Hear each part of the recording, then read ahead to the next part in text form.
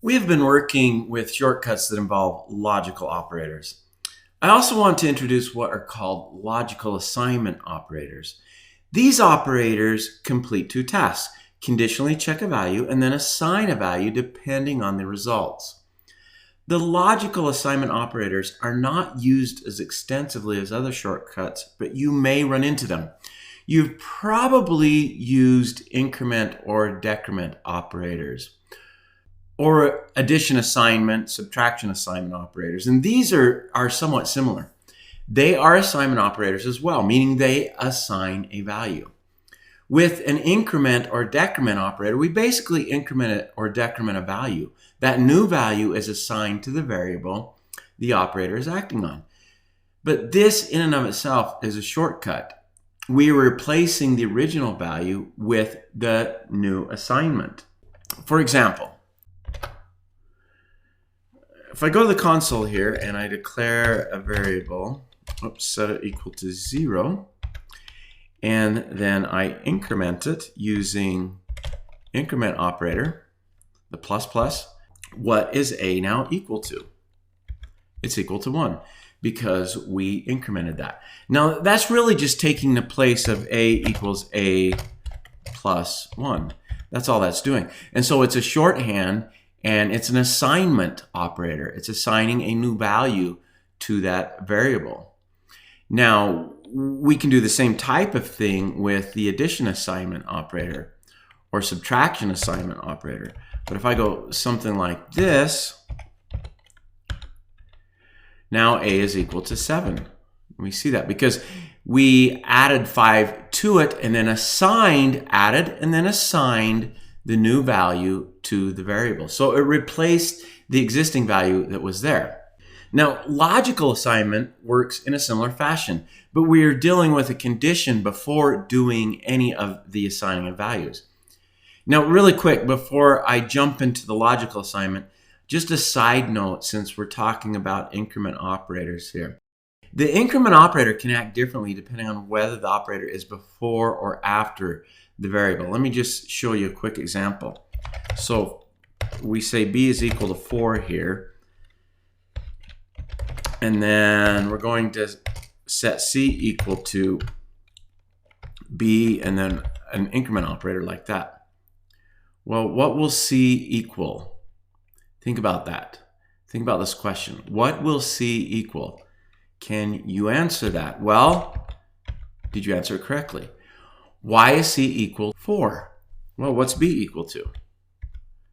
b is equal to 5. It was incremented. The reason c is equal to 4 is because the assignment occurred before it incremented the value. All right.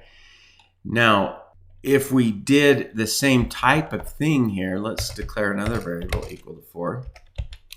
But this time, we incremented at the front, meaning increment operators at the front. Now e will be equal to 5 because it increments and then assigns. So there is a difference which side you place the increment operator. I just thought I'd throw that out there. That sometimes throws people off and they're not aware of it. And since we were using the increment and addition assignment, subtraction assignment operators as examples of assignment operators and as an intro to logical assignment operators, I thought I would jump on that. Okay, so we've covered that. Now let's jump into logical assignment operators, okay? So in order to show this, I'm going to, instead of you watching me declare all these variables, I'm just going to copy some in here. I'm going to be using these as I talk about each of the assignment operators. These are a little bit more difficult to understand than the increment, decrement, subtraction, addition assignment operators, okay? A little bit more difficult, but not too bad. And so what I want to do is, with the file that you will have, I'm going to just paste in a little comment here that describes it. So we're going to look at logical OR first. So logical OR assignment assigns the right-hand operand if the left-hand operand is falsy. Okay, so let me enter something here. Val1, and here is the logical OR assignment. It's the logical or and then equal. That is a logical or assignment operator. So remember, assigns the right-hand operand if the left-hand operand is falsy. So if val1 is falsy, it will assign val4 to val1. So what is val1 going to equal? There's the value there. Is it going to equal string? Let's go ahead and save that and take a look at it. And yes, it will equal string because val1 is falsy. So if we take a look at val1, yes, it equals string. So because it was falsy, it assigns this value to that. All right, let's do one more example. Val3, and then assignment or, and this time we'll just do a value. All right. If val3 is falsy, which it is, it's going to get 90. So if we save that there, val3 is 90. Okay, so that is the logical or and assignment. All right, next we're going to look at logical and assignment. So I'm going to copy in a short description really quick. Logical and assignment assigns the right-hand operand if the left-hand operand is truthy. So very similar to logical or, but it will check to see if the left side is truthy. And then if it is, it will assign the right side to that variable. So we are overriding the values in these variables. In these logical assignments, remember, it's doing a condition and then it's assigning a value. So it's doing two things there. All right, let's look at a couple of these. So val2 and the logical and, you probably guessed that. There's the logical and then the assignment. Okay, that's how it works with val5. So let's look at val2. Is val2 truthy? val2 is not truthy. So will val5 get assigned to it? No. If it were this, yes, but it's not. It's down here. We're doing logical and assignment. So val2 is going to end up still being undefined. Let's look at that. Sure enough, still undefined. All right, let's do another one. Let's do val4, logical and assignment.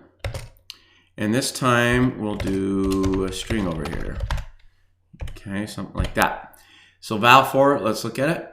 It's truthy, right? So it should assign the new string to it. Let's see what happens. Sure enough, it's got that value. All right, one more of these. I'm going to do two variables here. Val6, whoops, val6, and logical and equal val5. So val6 is a number which will be truthy. It's going to get 100 assigned to it. Sure enough, there's the 100. All right, we have one more to look at really quick, and this is knowledge coalescing assignment. All right. Now, here's the short description for that. Knowledge coalescing assignment assigns the right hand over here only if the left hand is null or undefined. So in this case, the left side needs to be null or undefined before it will do reassignment of the value. So let's just check that out. Val2. Now, I've already used val2, well, right there. But this could possibly reassign the value that is in val2 to something else. Because val2 is undefined. It stayed undefined here because we used a logical and assignment. So it's going to be undefined here, which is null or undefined. It matches that criteria. So let's put in the knowledge coalescing and then the assignment. So that's the knowledge coalescing assignment operator. And val4 on this side. So what does val4 equal to? A string. So that is what val2 should end up being at the end of things. Val2, new string. Oh, new string, not string. Because up here, we overwrote the value in val4 to new string because of the logical and assignment operator. All right? So this gives you an idea how these assignment operators work, and specifically the logical assignment operators, which, as I mentioned, aren't used extensively, but you will run into them. So you do need to understand them. And as you can see, once again, they are shortcuts. All right, let's move on.